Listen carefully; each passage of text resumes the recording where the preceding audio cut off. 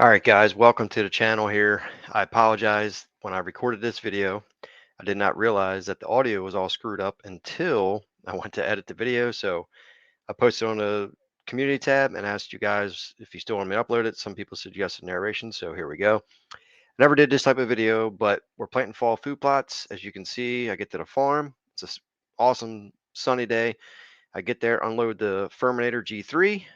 I let it swing there because it's like 850 pounds. In this part of the video, I'm basically showing you what we're using. We have mother load, which is some beans and peas and buckwheat. We have dirty deeds, which is a soil conditioner.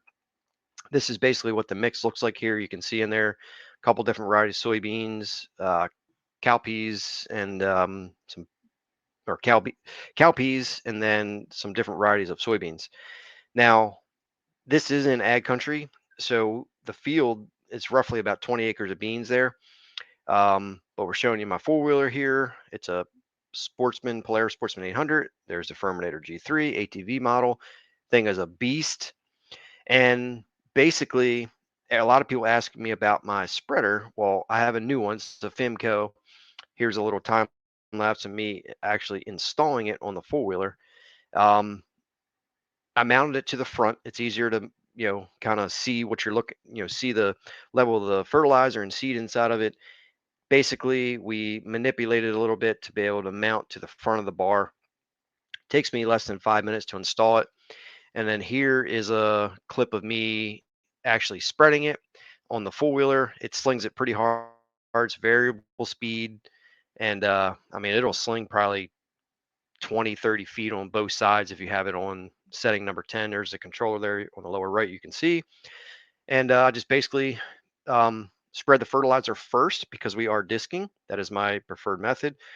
And we're actually using 15-15 fertilizer. I had 4 bags, 2 bags on each side of the main road there.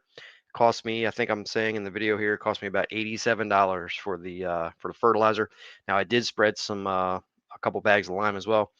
This right here is the Furminator. You have the far right setting, which is straight, the middle, which is, I guess, moderate, and then the far left setting will be your most angled disc setting to where you get the most aggressive disc. But with my four-wheeler and the way this is set up, I can't really put it on the most aggressive setting. Now, if I had a tractor, then I could obviously do that. So I'm showing you here, this is one pass. I basically went about 50 yards so I can adjust the height. This here adjusts the height of it a little bit, but it's mainly to determine how much pressure you put on the cultipacker in the backside. Here, I'm actually adjusting the depth of the discs and letting it, when I pull it, I'm letting it ride on the actual wheels because I have to leave that pressure on there on the wheels because it digs in too much because you got to remember that thing's 880 pounds. It's a monster. It's just so heavy and it really does a good job. It's just it's kind of hard to maneuver there. So I finally got the setting right and we ended up disking this whole area, both sides. And I wanted that duff in there to keep in there disking because it creates water tunnels, prevents runoff. Coming over here in the shade. But we finished disking, guys, and this is what we're left with.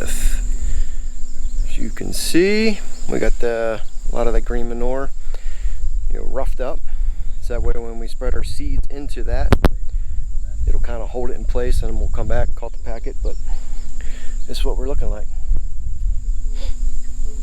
All this will decompose in there and we'll be looking good here. So we're going to load the Furminator up with the Incognito. We're going to make a strip all the way along those beans there with the Furminator. Then we're going to seed the rest of this with mother load with a shoulder spreader, and then we'll cultipack it to the other side. That was the only audio that worked, but here's the Furminator. The seeds come out those tubes. This is Incognito, which I actually planted it with the Furminator, so that way I had straight rows. It falls down through those holes there. The setting is 1/4 inch, gives you about 10 pounds per acre for the setting.